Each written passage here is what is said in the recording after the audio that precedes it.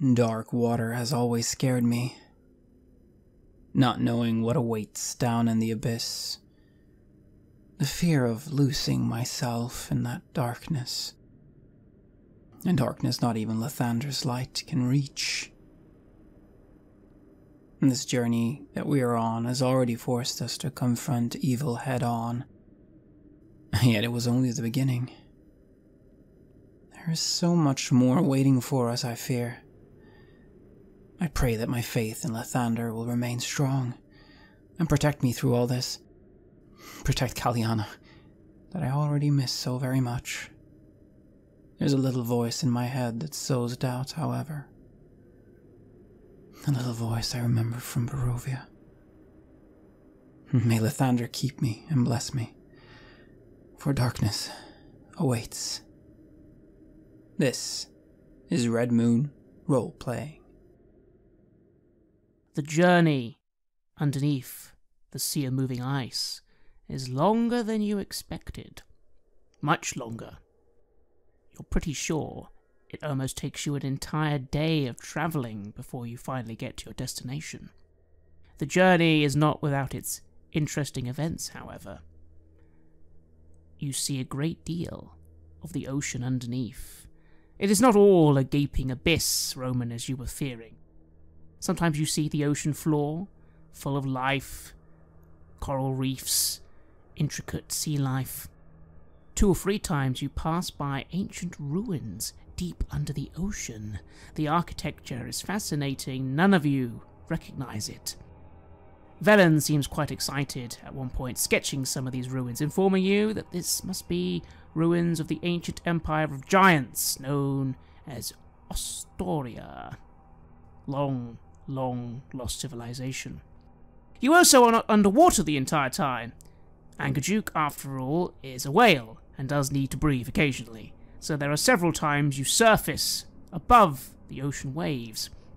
When you do, you find yourself deep in the sea of moving ice, surrounded almost on all sides by high glaciers. You feel, if you were coming by boat through that, the maze would be almost impossible to traverse, but luckily, after Angerjuk empties out water from its blowhole, it is able to simply descend down again and continue the journey. It must be almost approaching late evening before the journey starts coming to an end. What have you two been doing during this very long journey underneath the ocean waves? I have very much enjoyed the journey. I've been looking with wonder at the ancient civilization that we passed, at the life underwater, great shapes moving about, and the different view of the world, and how we're all trapped here inside this bubble, safe. I've been lying back on one of the sleighs with some fur around me, making myself as comfortable as I can get. And been playing around with my cantrips and magic spells in here, making small notes of song, small smells and light, and I've had a nice, relaxed ride, thinking about my family, wondering if they're alive, and what is going on with them if they are. And I too have been marveling at everything that we've seen underneath the surface. I was sure that there would be nothing here but an abyss, an endless darkness that would swallow me whole. I was always afraid of the water, especially the deep water. But here it is, and once you're in it, it's actually not all that bad. I'm pleasantly surprised by that, and I am looking forward to us reaching our goal. Perhaps it is within this darkness that the answers will be found. As we get up for Angerjuk to grab some air, I I notice how I no longer see the bubble around, and I feel fresh air coming in again. Does the air grow stale as it is when we go down? I mean, after a while, we're all these people clustered together. Or does it somehow refresh itself? It seems to refresh itself somehow. You don't find yourself running out of air, for example, but maybe it is a bit stale. It does seem a bit better when you go above. And I marvel too at this magic that the man, Duke himself, mentioned had put together. I occasionally try and make conversation with the great whale and ask about this. What do you ask specifically? About this person, how he came to make this boat, and how this bubble seems to sustain itself. He happily explains that she was wonderful, she was amazing, she could do lots of things, she was the best at everything. And I'm quite sated by those answers, didn't expect too much. As we go down into the depths again. Still, eventually, the little light you have during the day, which isn't much, eventually fades. Night falls. You're not entirely sure what the time is, Roman, but again, it feels, roughly, like almost a day passes. If you started this journey early morning, it might even be approaching midnight now. Before finally, you slowly emerge from the water. You aren't quite sure where you are, because now there is a dense fog everywhere around you. However, you can just about see above you lights. You, Roman, recognize the lights immediately. It is, of course, the great aura that covers the entire night sky of Icewind Dale, roughly around the time of midnight. Even through the fog, you can just about see the glow of the light, so it must be midnight now. Angerduke says, We have arrived at solstice. Do not think Auril is here. Good timing. You sure you do not want to go somewhere nicer? Auril? Here? Wasn't she supposed to be a god of sorts? Velen raises an eyebrow as well. Yes, you sure you mean here? Angerduke said not here now. But she comes here. This is a place that she actually visits. That is concerning. Not visit. Live. I shrug at Roman. I suppose we can count ourselves lucky then. I suppose we can. We just have to hope that she doesn't come back. Definitely don't want to come face to face with a god. We really have nothing to put against her powers. No, we don't. Although, in a way, that's slightly reassuring, isn't it? After all, if a god lives here, well, it's not like Lathander lives at the Temple of the Morning, is it? No. Clearly something's amiss there. If you think maybe she's not a real god, or... Well, that, I'm afraid, the priest will have to answer. Last I checked, though, I'm pretty sure she's not worshipped by that many these days. Somebody even call her a demigod. I mean, a demigod is still a god, right? But not quite. Isn't that right, Roman? Well, yes. But I suppose if there is anything to say about that, it is that in the 10 towns, they certainly are treating her as though she was a proper god. The people praying to her to end this darkness are growing for every day. She will soon be, if she isn't already, more popular than any of the other gods. Perhaps that's what it's about, to become a true god. A nod to myself. Yeah, by gathering more followers, I suppose. That's how they gain their power, isn't it? if she was behind this darkness, and that's gonna keep increasing, I suppose it's working in favour for her. You can roll me a religion check if you wish, Roman. That is 13. I mean, you're pretty sure, though, you think that whether or not she's a demigod or a god, it's not really relevant. The gods, as long as people believe in them, they are there. But of course, some gods are more powerful than others. You think you recall, wasn't Auril more powerful once, but then there was something that happened hundreds of years ago? After all, sometimes the gods don't quite get along. But you can't quite remember which story. After all, there are a lot of stories, including your own god, of times where they don't get along. Oh, that's right. They do constantly go to war with each other and pit their followers against one another. It seems clear that Auril is not exactly the most powerful of gods, but she sure has this region in her grasp. So, at least you can say that for her. And that, of course, Roman mentioning the war between the gods reminds me of what I'm supposed to be doing. Playing a trick on this one. That's what my patron asked me to do.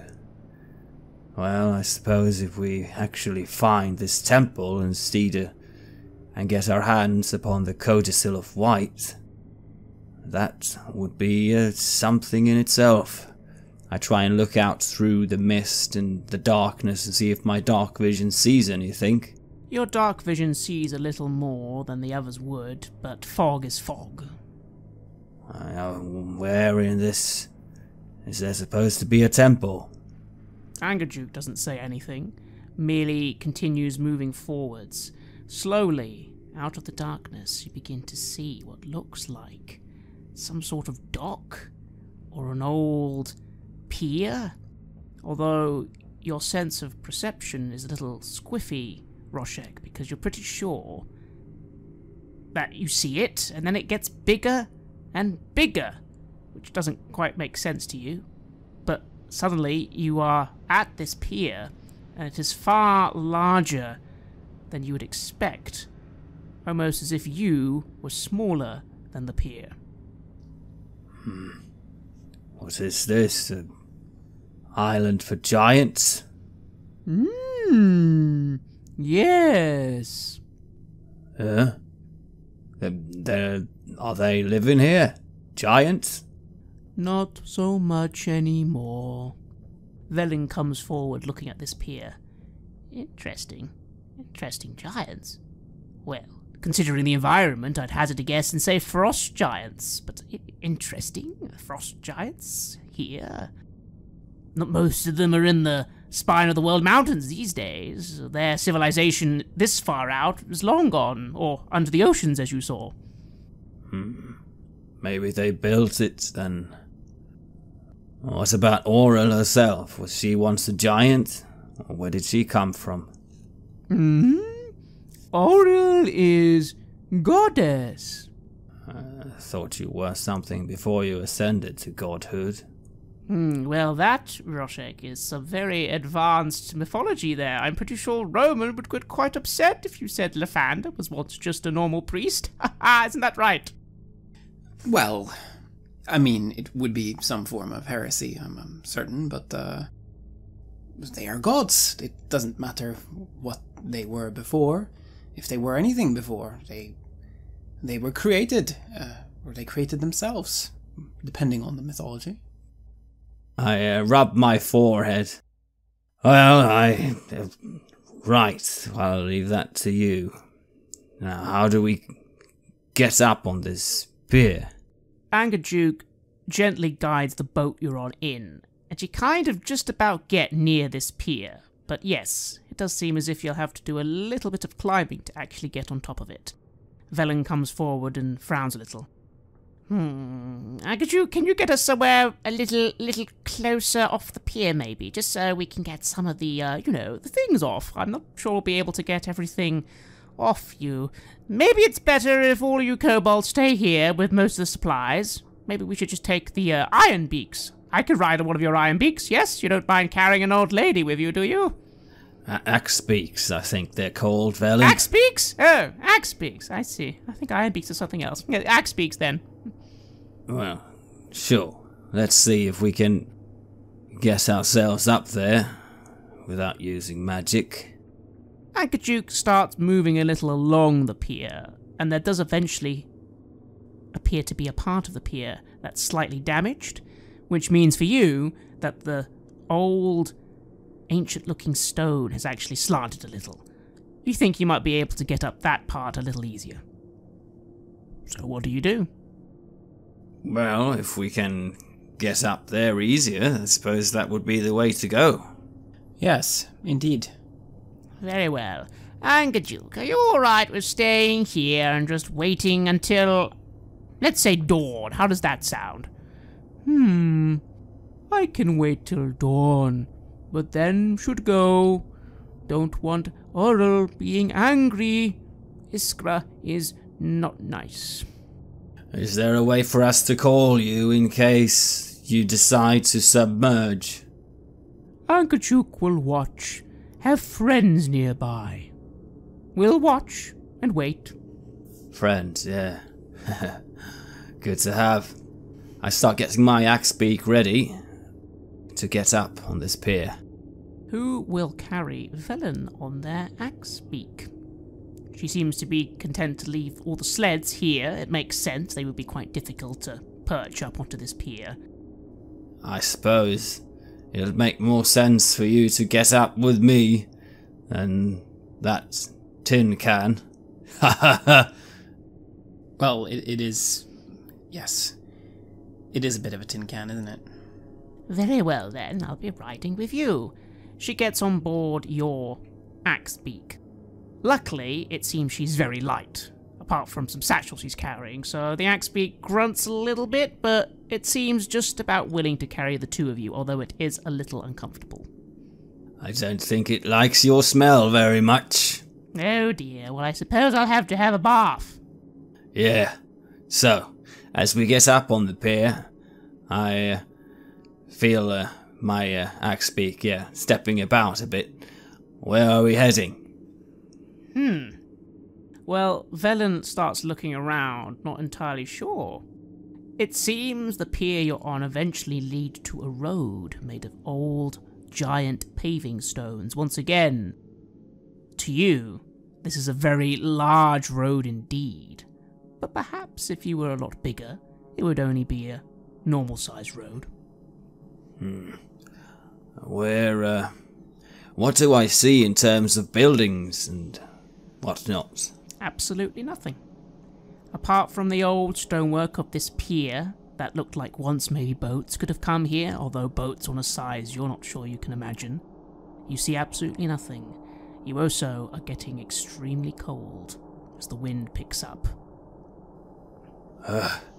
I suppose there's nothing to it. Let's start going then. Yes, best to go before we get too frozen. Velen gestures to the pair of you. Wait, let's do something about this cold, shall we? Now, don't be taking too many of these. She reaches into her cloak and takes out what look like some sort of beans. She hands one to Roman and one to Roshek, and eats them one herself. You're just full of beans, aren't you? I say, and I take one. Let's just say I have come prepared. I'm pretty sure this cold is only going to get even worse. That's very good. And I take it. As you eat these beans, you feel a warmth come from within you. It's still not as if you are completely warm, but the biting cold seems a little less. Yes, very useful. A little bit of far cold resistance for you there. 24 hours of it, but again, don't be expecting me to give these for the entire journey. But hopefully here, we're not going to need to be here too long. I also start casting a bit of my prestidigitation cantrip to warm up our clothes for an hour at a time. And between the beans and your spell, you feel a little warmer. Although it's worth noting that a little warmer here is still extremely cold. You start wondering that if you did not have these protections, how you would even survive. For now, though, you begin moving along this great road. It's not long going along this great road that you notice there seems to be sea to your left and even far to the right, almost as if the part of land you're on is actually an outcropping of the main island itself. You also see, dimly in the gloom, what looks like a shipwreck far off to the left of you somewhere, on a slope. Again, any light is largely coming from the sky itself, and also from Roshek's dark vision. For you, Roman, you see far less than Roshek does. Yes, and I'm content to accept that. I don't want to bring in any light that might reveal the fact that we are here. We don't know who's watching. It is as you are thinking that, Roman, you suddenly hear something chuckling, just to the left of you. You're currently going past a little bit of a raised area, the road continuing through what looks like a natural hill. What is that? I pointed out to the others. What's what? How would you describe it? It's sort of like something's laughing at you, just by your left ear. Huh? Can you hear that? Yeah. Hello? Hello! And you see, flapping with its wings just next to you then, Roman, suddenly, a very strange-looking creature. Its spindly limbs are quite long. It has a great long nose as well. It is flying on two wings, sort of just flapping, keeping level with you. Its skin is ice. In fact, the entire thing seems to be made of ice. What are you? What am I? I am Zippo. Hello. Nice to meet you, Zippo. Zippo, silly man. Zippo. You're a funny one. You're a really funny one. Zippo. What are you doing here? Everyone can roll me an Arcana check if they wish. That's 14. 7. Neither of you think you're aware of what this creature is. Although it definitely seems magical in nature, you think to yourself, Roshek. You notice Velen sort of sigh a little. Velen's owl familiar, which doesn't need to be sitting on her the whole time, is sort of circling above and kind of gives out a bit of a screech. Velen says, "Yes, owl, it's all right. Let's listen to it for a few moments. An ice method. Don't trust anything it says." How rude! How rude! Seppo, very trustworthy, Seppo. Seppo, I see. Ice method, are you? Yes. And what are you doing in these parts? Absolutely nothing. Really boring. Welcome to Solstice. Thank you. Are you the only one of your kind here, or are there more of you? Many more. Nice cold place. Very boring, though. First visitors since last visitor. And even then, that was only one person. They didn't do very well. I look over at Valen at this mention of another visitor. Velen simply raises her eyebrow. Give a nod to her. When was this? What's that supposed to mean? Exactly what I said it meant. You don't know? No. Or you don't care? Both.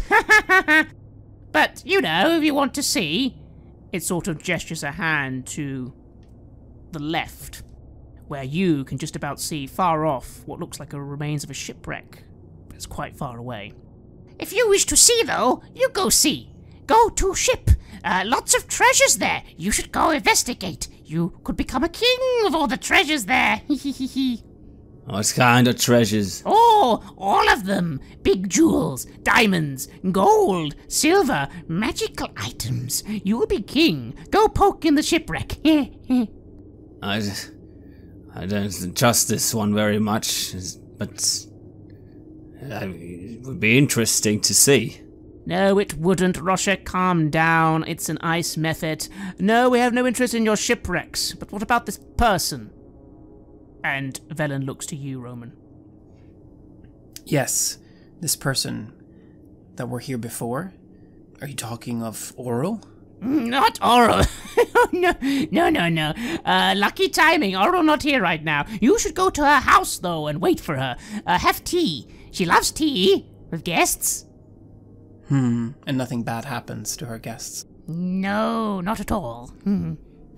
What about this other person? Where did they go? Well, they're over there. Again, it points in that direction. Yeah, I think that was your rival, Velen. Well, I don't know. Maybe. We'd have to go and look. Maybe we could do that. It's not at the shipwreck, is it, Mephit?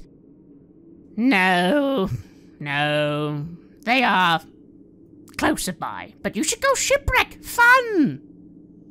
Fun sounds potentially very dangerous. I really think that we should be focused on getting what we came here for. We should find what we need. Velen, however, suddenly speaks up. Yes, no, I agree, but let's ride in that direction. I am curious. Me too.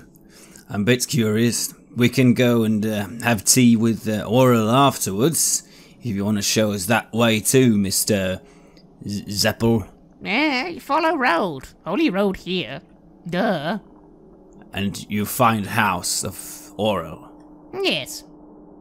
You find Grimskull. Shoo, go have fun somewhere else then if you're so bored. We'll go towards this wreck then. The ice Mephit snorts a little and flies off. Well, so what do we do? I have a feeling that, well, whatever happened to the ones who were here before, I mean, we might end up meeting the same fate if we're not careful. Possibly, but if it is, we need to investigate. We're not going to go to the shipwreck. That, obviously, is deadly. But if it's not near the shipwreck, he seemed disappointed, the Mephit. So let's just investigate just that way a little bit. What do you know about creatures like him, besides that they're not to be trusted? It's a Mephit. Have you never... Okay, I'm sorry, I forget. Not wizards. Very basic conjured entity. Elemental. Quite a simple spell if you want one to carry your books. Is it actually a being of living ice? Sort of. They're mostly of an elemental nature, so you get dust Mephits, fire Mephits, water Mephits, you understand. They come from the elemental planes. You are familiar with those, aren't you? Well, yes, I know there are different planes. Oh, good. Well, there you go. Ice Mephits, they come from the elemental plane of water. Right. And I start urging my axe-beak on in this direction. You begin moving off into the fog, into the heavy, starting to fall snow, leaving this big road. Roman, what do you do? I follow hesitantly. I'm really worried that we're going to get pulled into something. We have a mission here. We have to get back to the towns. We can't afford to get sidetracked. But I follow my companions. And you begin making your way. Luckily, it isn't long before you see something. Maybe just 10 minutes. Again, the image of a shipwreck begins to become clearer, but that's still quite far off. If you were to guess Roshek, the shipwreck is near the coast. It probably crashed into this island. You think to yourself it's probably very easy for ships to crash into this island, considering its shape and the position it's in. Luckily, Angerjuk is not a ship and can change its direction quite quickly. But you do see something. Even you see it, Roman. Something is glowing. A very small, very tiny little purple glow in all this darkness and fog. What is that? I move closer to try to investigate. Roman, you pick up the pace, actually overtaking Roshek, it seems. And in the gloom, you think you see some sort of purple crystal glowing quite brightly. It seems to be near a little mound of something, a little mound of snow, but you can't quite, at this distance, see what the mound is. But, yep, there's definitely something glowing. And as you see it glowing, Velen, from your side, Roshek, is like, I don't believe it. That might be it. Excellent! Quick, one of you go and get it. It's very important. It's totally safe, don't worry, totally safe. It's mine. It's the thing I was telling you about. Mythalar? No! Oh yes, Roshek. There's the ancient Mythalar. I guess the quest is over. No, not the Mythalar. I don't know what kind of thing you're talking about. I'll sling myself off the saddle and get down so I can get over to this thing. Who approaches first, then? Well, I hesitate a bit. Again, I am worried. And I allow Roshek to move ahead. As I get a bit closer, I shall conjure up a mage hand, a little spectral floating hand, that I can reach out to this thing from 30 feet away. You extend your hand, your magical mage hand. It moves through the gloom, goes to this thing, and begins tugging on it. But it doesn't come. The only explanation is it must be stuck on something. Mage hand, after all, is not a strong grip. Since it's frozen, stuck, I start walking through the snow, getting closer to this, squinting to try and make out what it actually is. Well, again, it seems to be some sort of crystal, but it's stuck on a tree branch, you think. Again, still can't quite see, but there's some sort of tree branch, and it's stuck on that near this mound. You also notice some movement as you get closer, and see a little creature suddenly poke its head out of the snow. It's a ferret, a snow-white ferret. It sort of starts looking at you quite anxious. I look around. Is there any other sign of life? And what kind of mound is this? Can I somehow, through my animal handling, figure out what creature might be living here? There's no creatures living here. It's just a strange little mound with a stick sticking out, and this little ferret now moving around. Well, again, you're not entirely sure it's a stick, but you would have to go even closer. Right up to it, really, to examine the branch. I feel slightly uneasy in this place we're in. I am tempted to throw out an eldritch blast this branch off, and then pick off this crystal again with my mage hand from a distance. You're welcome to, if you wish. I look between Velen and Roman. Smirk starts spreading across my lips of mischievousness. What are you gonna do, Roshek? Just getting the thing. And do you see spears of different colours are starting to shape in my hand as I raise them up and I throw out a blast at this branch. And you strike this mound with your eldritch blasts, and the mound explodes. Whatever's underneath is now in a couple of pieces. The branch falls to the side, and the strange crystal falls out of whatever it was stuck on. I look between the two. I think, was it some sort of trap, perhaps? Velen just looks very impatient. Enough of your showing off, just go and get it! It's not a trap! I once again cradle the mage hand, in the air, from far away, and I try and get it to pick up the crystal and bring it to us. As you are casting, the ferret has charged forward through the snow and starts biting at your ankles. What else? Does it get through my furs? Of course not, it's a small ferret. This is no harm to you, this creature, but it's doing its best. You've agitated it quite a lot, it seems, by exploding whatever was underneath this mound. Hey, stop that. I'm sorry, little fella. We just, didn't want to get too close to your valued property. Out! Stop that! Roman, are you still keeping your distance? It seems Roshek has blown up whatever was in this mound. He seems to have the situation under control. I look at this ferret that is violently attacking him, and I smile a little bit. I'm sure you can handle that, Roshek. Yeah, can handle it all right. I feel this tingle in the back of my head of doing stupid things. I try to push it out. Let go of my leg. I just shake it off, and I try to focus once again of the mage hand to get the crystal closer to me. You could dominate this beast, make it go and run into the sea, but what is this? And so you cast your mage hand once again, and this time the orb is caught in the hand and begins floating towards yourself. Velen starts coming to your side, looking quite excited and in a good mood. And it's at this point that you suddenly feel a great force upon your mind. Roshek, could you roll a charisma saving throw? 26. Something tries to suddenly enter your mind very harshly, but you are able to resist it quite easily.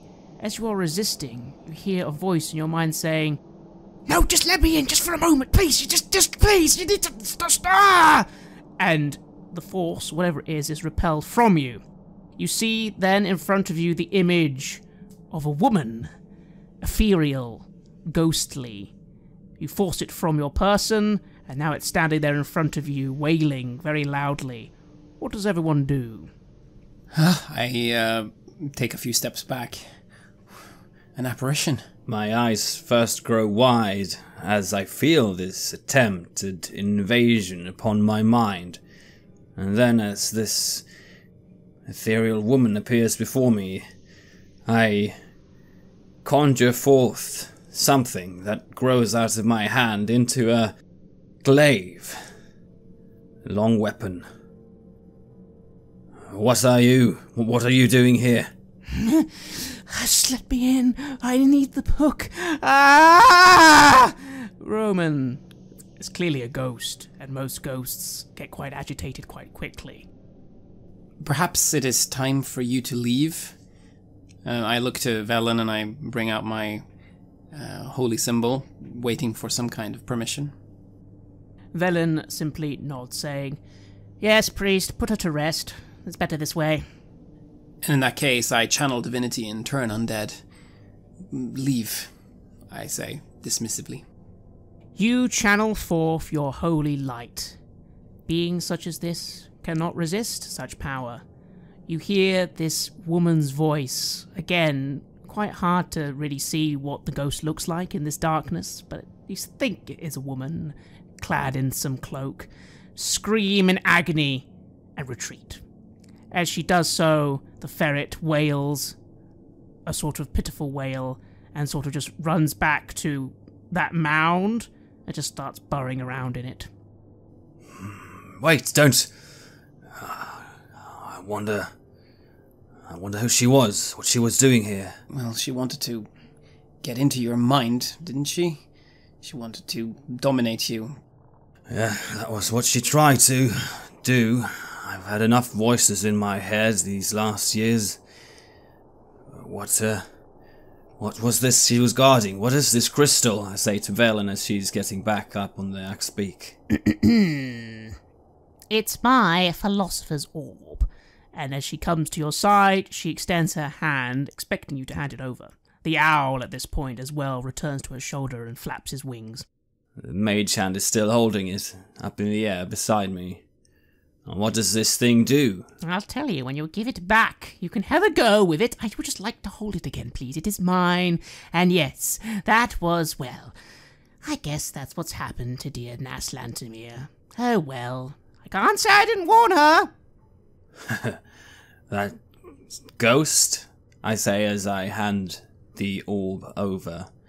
That was your rival? It was, yes. Not anymore, it seems. Oh well. And this was the item that you were seeking from her, I see. Correct. She takes the orb from you and happily for a moment holds it before saying, "Professor Scant, are you still there?" You then will hear a voice come from this orb.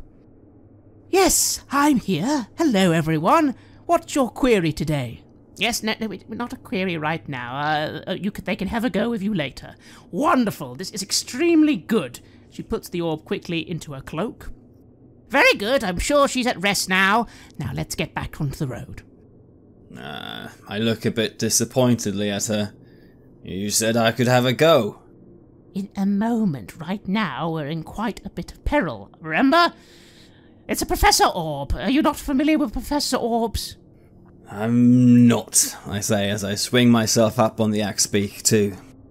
Professor orbs are repositories of information, very useful when you don't want to carry around 20 books with you.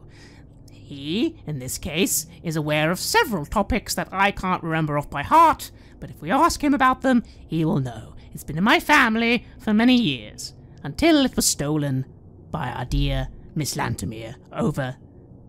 I guess that must be her over there. She sort of gestures to the mound. I suppose at that. She seemed quite explosive.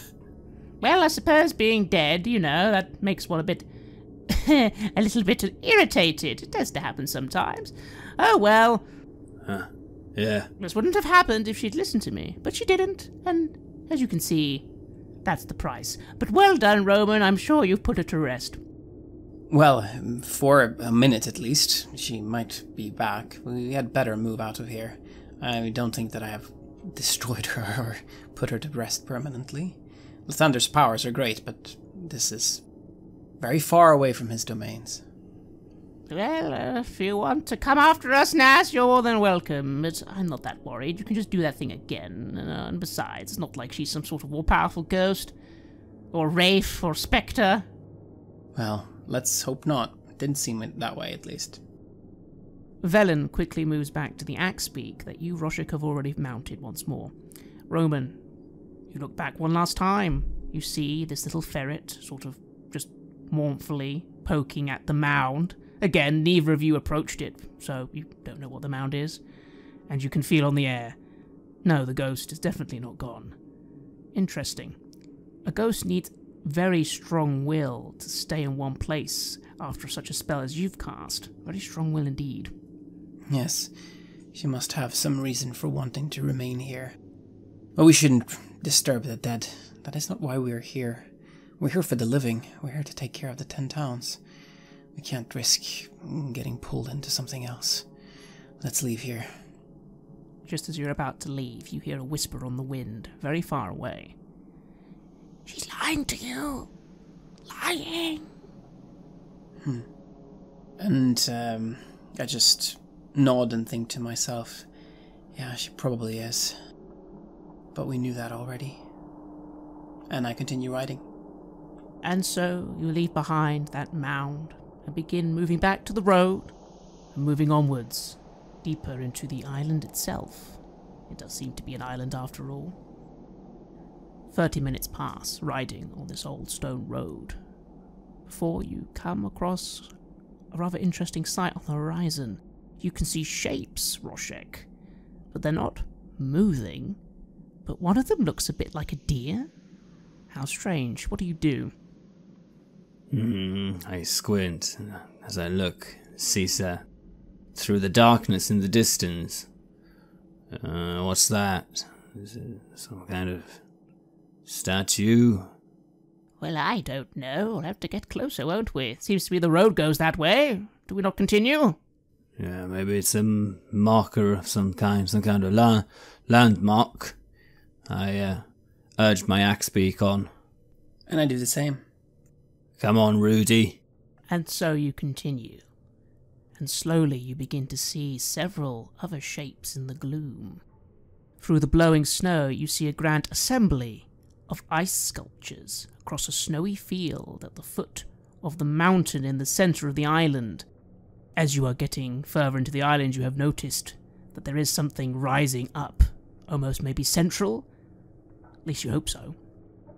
Closer examination of these sculptures reveals them to be perfect subject sculptures.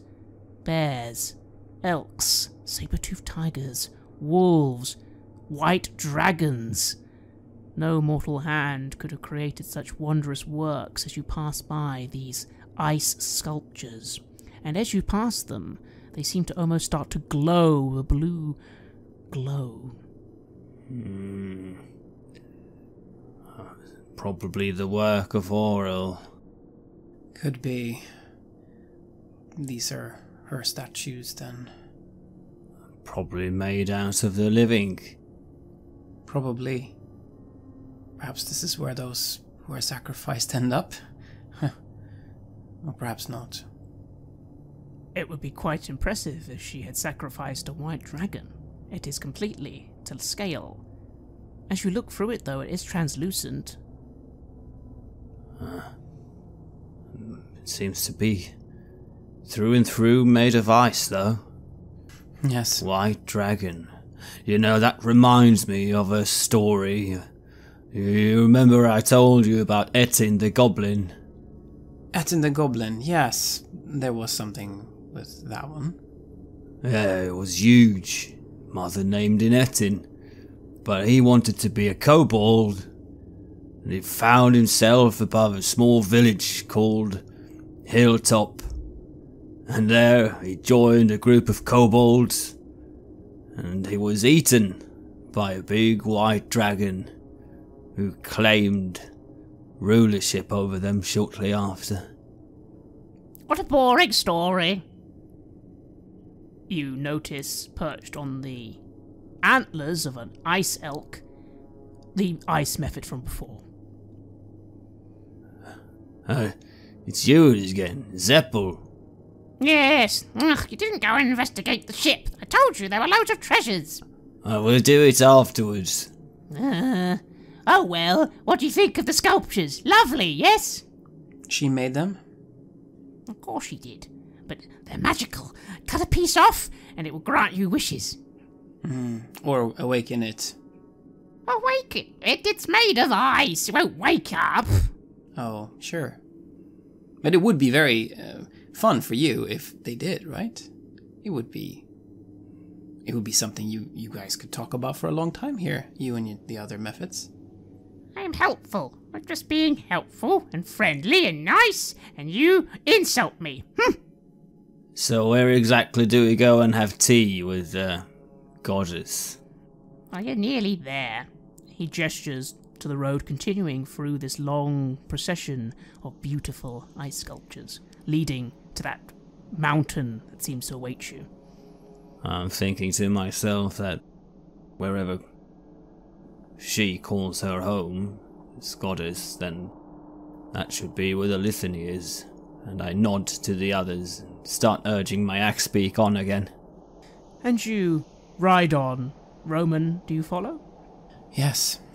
The ice method sort of frowns and flies off itself, and Velen nods to you both. Yes, very good. I'm sure nothing good would have come from that. Onwards, very good, very good. And you continue through this procession of beautiful ethereal statues.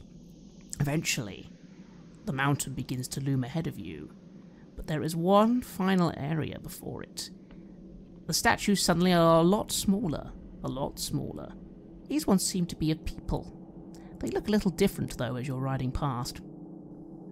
How? How different? Oh, they're not glowing in the same way, and they're a lot more mundane looking, and isn't that...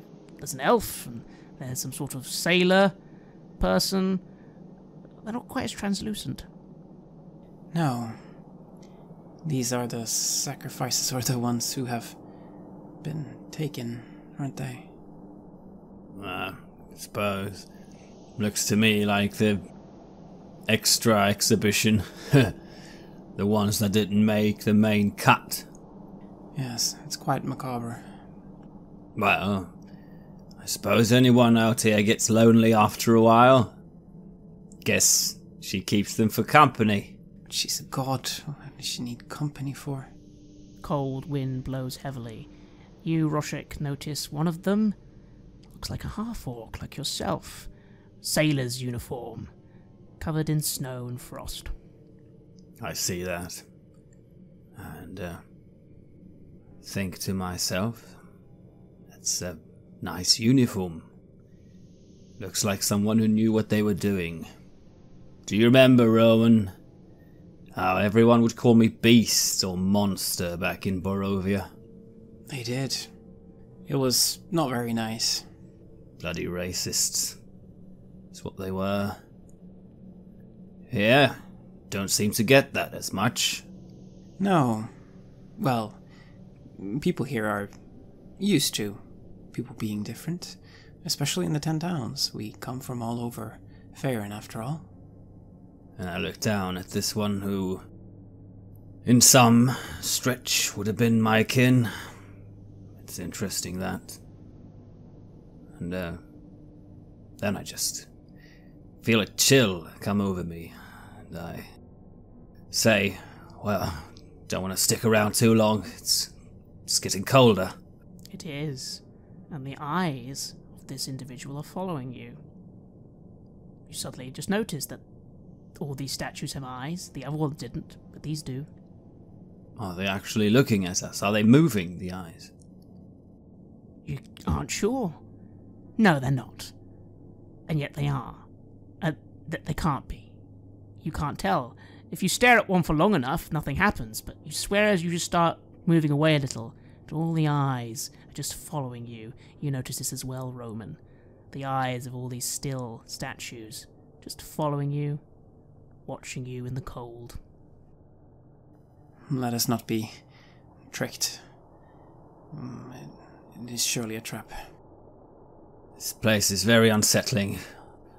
My mind is playing tricks on me. Yes. Mine too. We had better get this done quickly. Before Oral comes back, I don't want to find myself in that exhibition.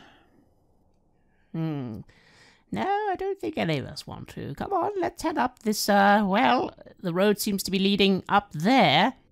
In the gloom, you can see rising before you now, Roshek, is a 600-foot-tall mountain of glacial ice. The peak is carved to resemble what looks like a skull, wearing a crown. Weaving up the mountain's southern slope are enormous stairs hewn from the ice. These steps, which extend from the base of the mountain where you are to the base of the fortress, were clearly made for giants. They are very large. Maybe easier to climb for our X-Beaks than for us, then. Yes. You think the X-Beaks will be alright, but you're going to need to give them a bit of help. These steps aren't horrifically difficult to climb, but they are a bit of an obstacle. I look up at the skull, at the top, with his crown. It's macabre, isn't it? How the feeling of a good or somewhat decent god. It feels like some sort of god of death, rather. I don't think this was made by Auril. Why would she make it so big? The giants. This is where they were making offerings to her, where they were worshipping her? Or was it to some frost giant god, perhaps? Were there any giants among the offerings down there, the statues? There was a giant statue of the more ice sculpture variety, but not here with these, what you are calling offerings. Yeah, you're probably right. Something left behind. An odd place. This whole thing is quite odd, I suppose. Come on. It's not the strangest thing we have seen. At least not yet, but let's see what awaits inside. I try to help the Axe-Beak and lean to one side as it lifts up one leg, up the high steps, and then to the other as it goes on the other one. And the Axe-Beaks begin doing their best to climb these stairs, although the going is slow. It takes some time as you climb up and up and up, ascending these great giant steps, approaching this great fortress. You have listened to an episode of Red Moon Roleplaying, where we played Icewind Dale, Rime of the Frostmaiden, for Dungeons & Dragons 5th edition. The music was created by Flowers for Body Snatchers, Ugathanye, Wordclock, and Metatron Omega, and was used with permission from their label Cryochamber. Check them out at cryochamber.bandcamp.com or their YouTube channel for more dark ambient. We would like to give massive thanks to our champions of the Red Moon, Martin Heuschober, Nastasia Raulerson, Simon Cooper, David, Julia, and David Hagberg for their generous support. And we would of course like to thank all of our other patrons. Without your support, this show would not be possible. If you want to support our work, please check us out on Patreon. You can get access to bonus campaigns for Cult of Divinity Lost and Coriolis there, as well as get early and raw access to all of our recordings. You can also hear your name read on the show as a champion of the Red Moon, as well as play Cult with us. Most importantly, that support is what keeps the show going, so do check us out there. May Lathander protect you and fill the world with light.